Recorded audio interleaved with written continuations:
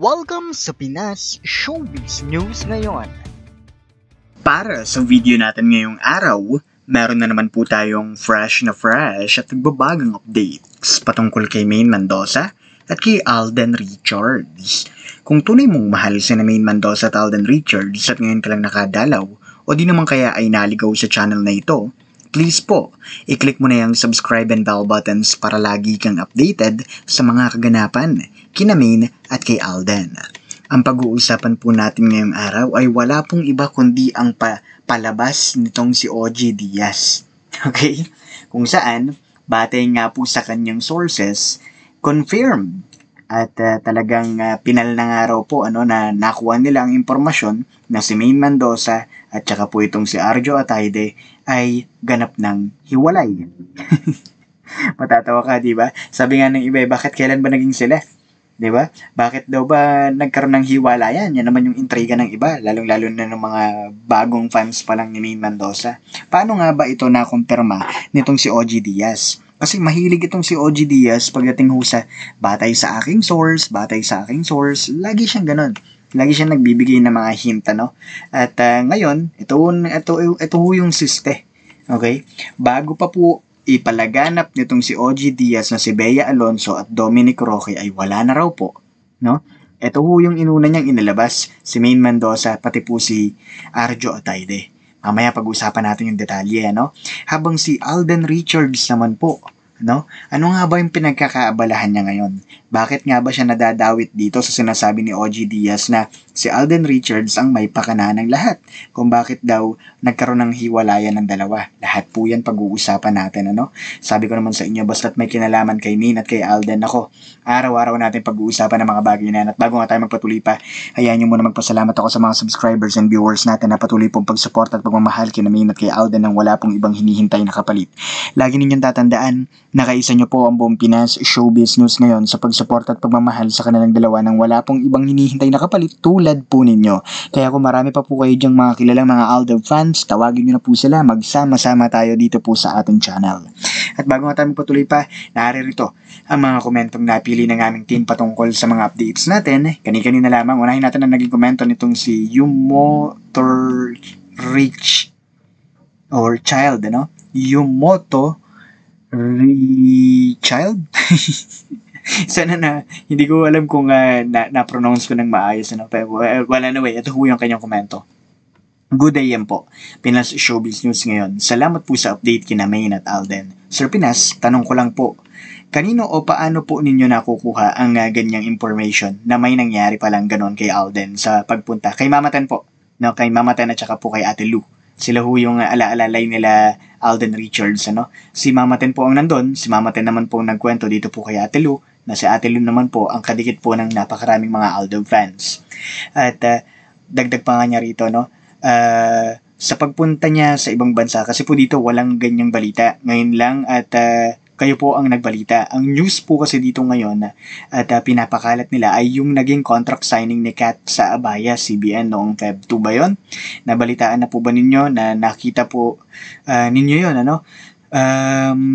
ang ginawa lang naman nila ay at ng Abayas ay pati po si Alden ay pina-video message pa nila kay Kat, 'di ba?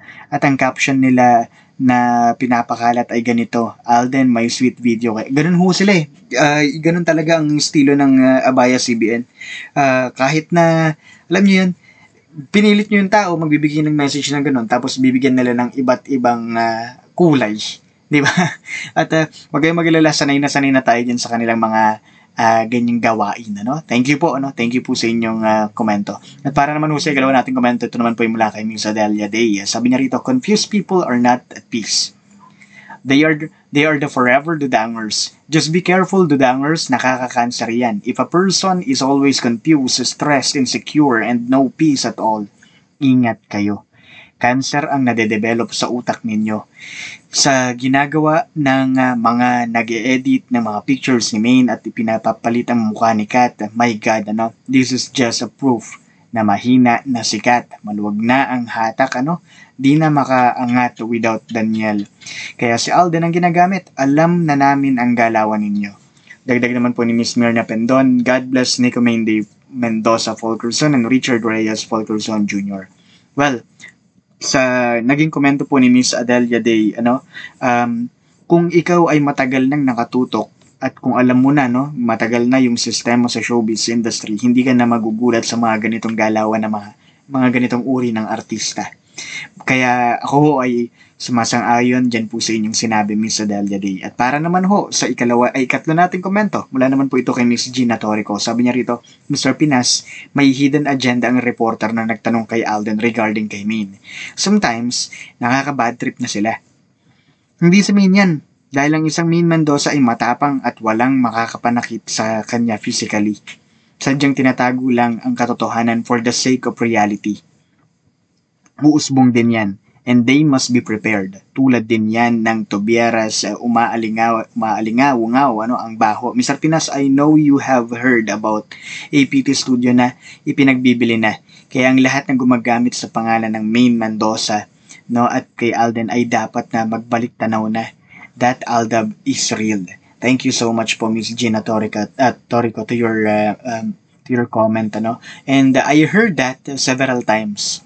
I really heard that several times, that they are selling APT because, alam niyo yan, nakuha na nila lalong lalaki yung market nila, lalong lalaki yung presyo nito dahil nakuha na nila yung kanilang pangalan na Itbulaga. And now they are selling it. Pag nga naman naibenta na ito sa iba, syempre, katulad din ng ginawa ng GMA, rebranding, gagamitin pa rin ng Itbulaga, pero syempre, ang creative team, mag-iiba. Diba? Kaya, bahala sila sa buhay nila. Dahil ang concern natin dito, our main concern is Maine Mendoza and Alden Richards, pero tama po rin yung inyong sinabi, before it's too late, kailangan nilang, alam niyo yun, bumawi kay Maine at kay Alden. Dahil magsisimula na naman sila from the scratch Diba? At speaking of Maine Mendoza at Alden Richards, pag-usapan na natin ang sentro ng ating mga updates. Ano nga bang nangyari, Mr. Pinas? Napakasimple lang po. 3 araw na po nating inaabangan itong mga pasakali na itong si OG Diaz. Siguro naman kilala niyo si OG Diaz, di ba? Siya rin ho ang pasimuno sa isa sa mga interview na itong si Maine Mendoza na nagbibigay po ng script sa kanya. Kung saan, ito na nga po mahilig po si OG Diaz sa mga breakup issues, kung saan issues pagdating sa mga artista. At ngayon, ito yung kanyang palabas. Okay? Nauna po niyang sabihin sa kanyang social media, na ito nga pong si Maine Mendoza at Arjo Atayde ay finally hiwalay na. Yan ho yung kanyang unang sinabi. Hiwalay na nga raw po yung dalawa. Ngayon, dumaan ng 24 hours, dumaan ang 2 araw, wala pong pumansin, dinilit niya po ito. Okay? Noong una hindi ko namin pinapatulan nito dahil wala naman pong kaso wala naman po kasing pumapansin sa kanya. So bakit natin papatulan, di ba? Pero alam niyo yung gano'n na parang naglagay ng pain para kumagat yung mga tao para pag-usapan na naman si Maine Mendoza at saka po itong si Arjo Atayde. Okay?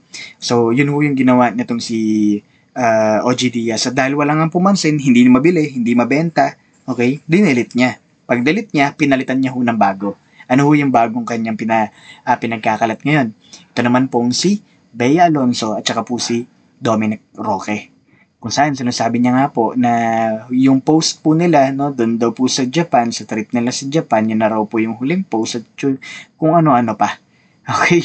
Wala naman akong pakialam doon sa relasyon ni Bea at saka ni Dominic. Ang amin lamang dito, nakikita nyo kung ano yung ginagawa nila. Kung ano yung mabenta sa tao, yun at yun ang gagawan nila ng storya. Okay? Kaya nga, dito ho sa storya nitong si OG Diaz, na sinasabi niyang sa kanyang sources daw po na nagmula, na si Maine at saka si Alden ay hiwalay na. Si Maine at saka si Alden tuloy. Si Maine at saka si Arjo Atayde ay hiwalay na. Sinasabi pa nga po nila dito na makikita raw ho sa mga larawan na itong si Maine ay pilit na lang ang pagngiti, pilit na lang ang pagtawa pagdating ho sa mga last photos nila nitong si Arjo Atayde. At si Arjo Atayde na lamang daw po ang masaya. Okay? At dagdag pa nga po nitong kanilang pagpapakalat, hinihintay na lang daw nitong si Maine Mendoza na magkaroon ng eleksyon bago nga raw tuluyang mawala na ho yung dalawa. Okay? At ang itinuturo po nila na rason daw kung bakit nagkaroon ng hiwalayan ay itong si Alden Richards. Kaya si Alden daw po mas pinipili na mapaingay ang kanyang pangalan, kasama rin daw ang pangalan nitong si Catherine Bernardo para nga naman hindi umalingasaw ang nangyayari na si Alden daw ang dahilan ng hiwalayang Maine Mendoza at Arjo Ataide. Okay? Kaya nga kung ikaw ay isa sa mga Aldo fans, mapapatanong ka na lang, bakit? Naging sila ba talaga? Naging sila ba talaga ni Panot at saka nitong si Mengay? Di ba? Yun na lang yung katanungan doon eh. Ang showbiz nga naman, napakadumi. Muli ito po ang Pinas Showbiz News ngayon.